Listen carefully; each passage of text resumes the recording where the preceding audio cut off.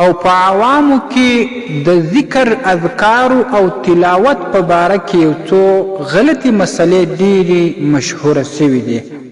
د هغوی څخه اوله مسله دا ده چې په عوامو کې دا مشهوره ده چې بې اودسه درود شریف، ذکر، اذکار، تلاوت دا نشي کولی. نو دا بالکل صحیح نه ده، دا ډېره غلطه خبره ده.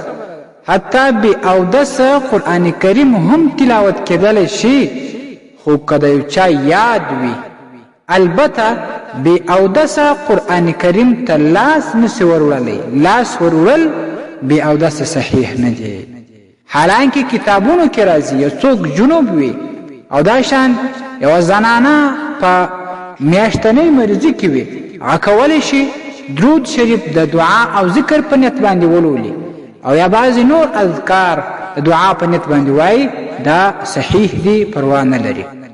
دویمه غلطه مسله پکې دا مشهوره ده چې دوی وایي د غرمې په وخت کې قرآن کریم ویل منع دی. دا بیخي غلطه ده. البته په دغه وخت کې لمونځ مکروه دی.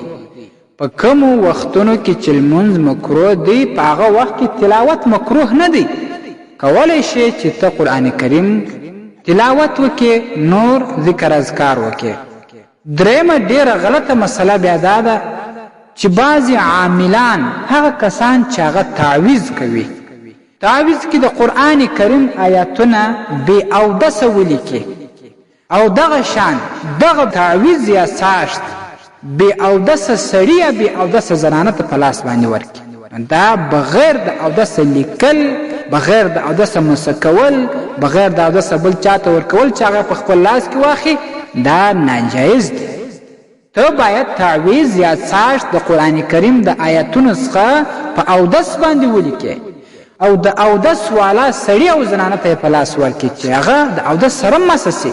بغیر د اودسه دا مسه کول جایز نه دی. ستاسې د اسلامي پوښتنو جوابونکی مفتي حکیم الله صابر الحنفي صاحب.